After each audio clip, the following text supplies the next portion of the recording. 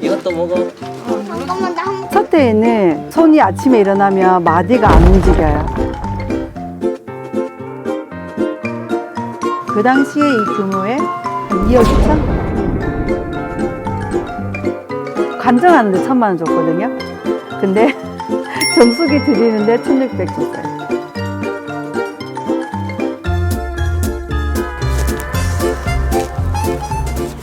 안녕하세요. 영덕 1호 딸기 킴스베리팜 대표 김은경입니다. 저에게 딸기란 꿈을 계속 꿀 수 있게 해주는 존재인 것 같아요. 저는 이제 귀농 전에 보육교사, 어린이집 보육교사를 하고 있었어요. 귀농을 하게 된 이유는 부모님이 좀 몸이 되게 안 좋아지시면서 이제 어머니께서 암 판정 받으셔가지고 무작정 귀농하게 됐어요. 뭐 그렇게 효녀는 아니지만 가야겠다는 생각이 너무 들더라고요. 그래서 신랑한테 가고 싶다고 했더니 신랑도 반대 안 하더라고요. 그때는 자기도 몰랐던 거죠. 이런 어려움이 있을 거라는 몰랐던 것 같아요. 부모님 농사를 같이 도와서 했거든요. 대표적으로 하셨던 건 담배 농사를 주로 하셨어요. 그리고는 이제 뭐 벼, 배추, 고추, 콩, 깨. 그러니까 시골에서 할 수 있는 거는 다 하고 계셨죠. 부모님 농사가 너무 힘들었습니다.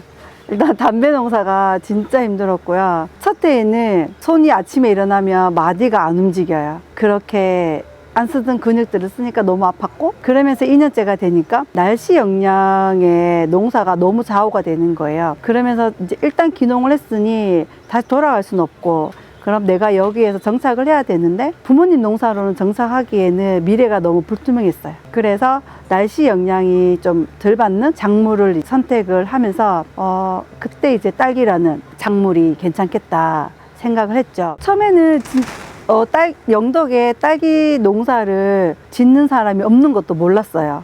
몰랐고 딸기를 선택하고 기술센터를 찾아가게 됐어요. 그래서 거기에서 들은 게 영덕에는 아무도 딸기 농사를 안 한다는 거예요. 그럼 이제 저도 도움을 받을 곳이 없는 거예요. 그래서 어디에 도움을 받을 수 있을까 하고 또 이제 검색을 하게 됐어요. 농민사관학교에 딸기 수경 재배라는 과가 있더라고요. 거기 또 노크를 했죠. 그때는 뭐 어디에 할 건지도 없었고 그냥 일단 원서부터 냈던 거죠. 근데 떨어졌어요, 첫 해에는. 떨어진 사람을 위한 그 세미나 반이라고 무료로 하는 반이 있었던 거예요. 이제 거기서 1년을 배우고 그 다음에 입학을 할 수 있게 됐는데, 저는 이제 1년 동안 겉핥기를 했어요. 그래서 이제 같이 가야 되는 남편은 그때만 해도 아직 딸기 하는 거에 저만큼의 관심은 없었던 정도여가지고, 그러면은 같이 해야 되는 사람이 또 관심을 가져야 되니 남편을 입학을 시켰죠. 남편이 농민사관학교 딸기 수경 재배를 다니게 됐어요. 그래서 입문을 했으니 관심도는 좀 올라갔고요. 그 남편이 좀 성격이 좀 고지식한 좀 면이 있어요.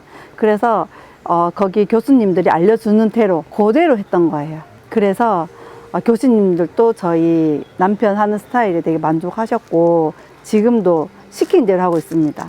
처음에 시설 지을 때는 체험까지 생각은 안 했었고요. 무조건 이제 체험보다는 이제 재배를 해서 판매하는 쪽으로 생각만 하고 있었고, 그러면서 이제 다른 교육을 하나를 듣게 됐어요. 귀농 창업 모델이라는 독일수론에서 이제 교육을 받으면서 내가 짓는 게 중요한 게 아니라 파는 게 더 중요하다라는 걸 그 교육을 통해서 배운 거예요.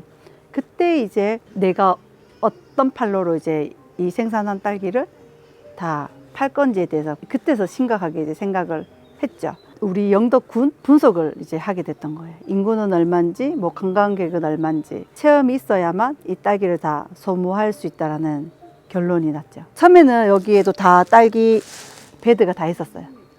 근데 가감하게 다 잘라냈어요. 체험장을 하기 위해서.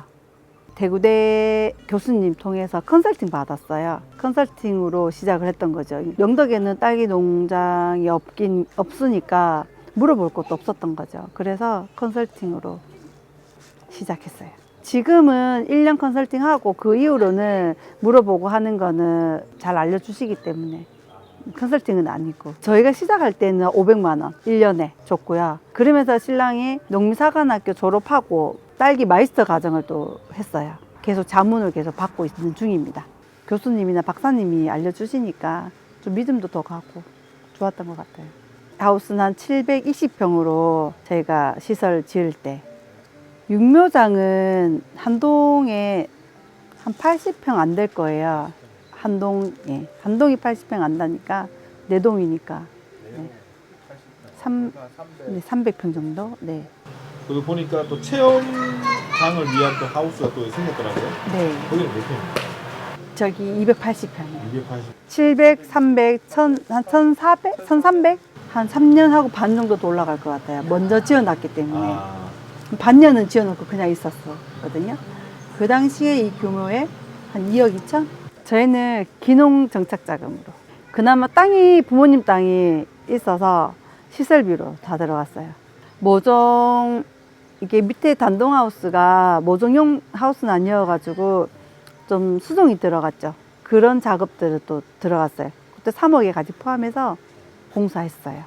대구대 농민사관학교 수업에 자가육묘를 원칙으로 좀 하고 있어요. 왜냐하면 사오는 모는 병이 있는지 없는지를 모르는 상태로 들어오기 때문에 거기서 이제 뭐 균이라든지 충이 생겨버리면 못 잡거든요. 그러면 아무리 좋은 컨설팅을 해도 방향이 달라져 버리기 때문에 처음부터 이제 컨설팅 하는 조건이 자가육묘까지 하는 조건이었어요. 일단은 첫 해에는 어미모라고 해서 그걸 또 육묘장이 따로 있어요. 그걸 저희가 사와요. 사와서 시작을 했는데 첫 해에는 크게 문제 없이 괜찮았던 것 같아요. 두 번째부터는 이제 점점 육묘 양이 이제 늘어나니까 그 모두동에서 생산되는 것만으로는 안 돼서 재배동에서도 런너가 나오기 때문에 그걸 받아서 하다 보니까 좀 약하고 해서 좀 문제점 생기긴 하더라고요.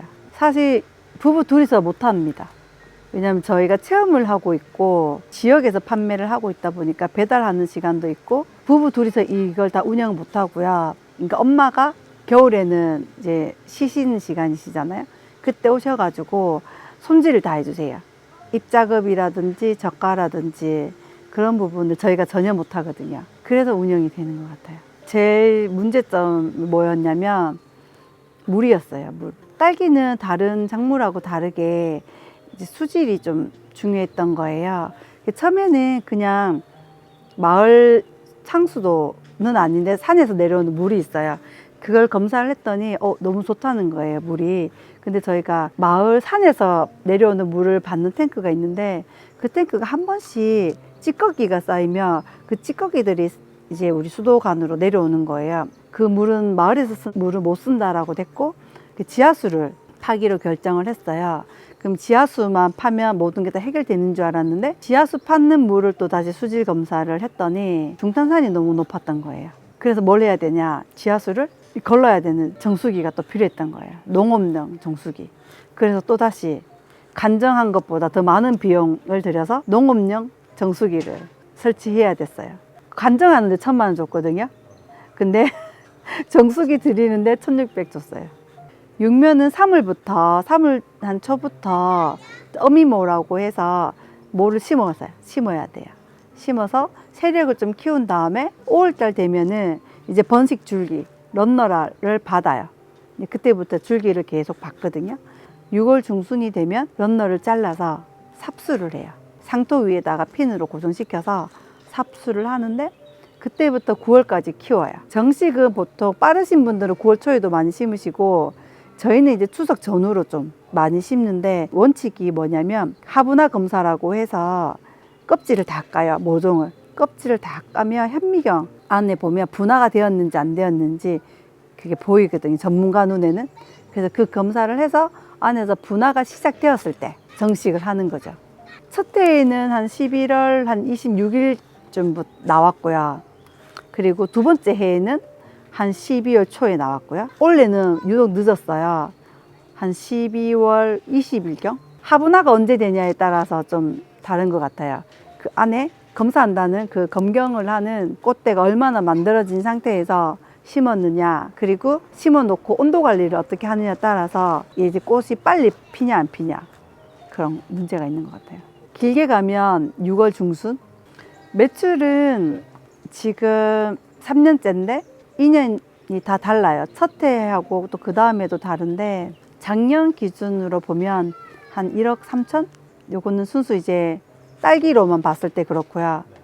육묘 쪽으로도 판매를 하고 있어요. 한 육묘가 한 2천은 안 될 것 같아요. 시작할 때 잘했다고 하고 싶어요. 저는 사실 계산을 막 해서 하는 스타일은 아니었는데 지금도 그래요. 막 계산을 해서 하진 않는데 일단은 도전하는 스타일이거든요. 뭐 잘 될 거라는 솔직히 장담은 없었기 때문에 일단 해보자. 그래서 지금까지 온 것 같아요. 체험도 일단 해보자. 그러니까 너무 계획을 거창하게 세우는 것보단 일단 부딪혀보는.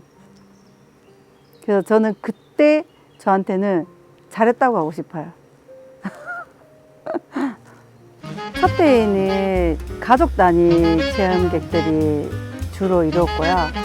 그 첫 해에는 아직 지역에도 소문이 안 나 있었기 때문에 일반 가족들 체험이 좀 있었고, 이제 그러고 나서 2년째는 어린이집이라든지 초등학교 저학년들 또 인근의 학교 유치원들이 좀 오더라고요. 그리고 지금 세 번째에는 기관단체, 예를 들어서 가족 복지부라든지 큰 행사도 좀 오고 있고요. 그래서 첫 해 한 2,000명 정도 했다면 작년 3,000명 넘었던 것 같아요.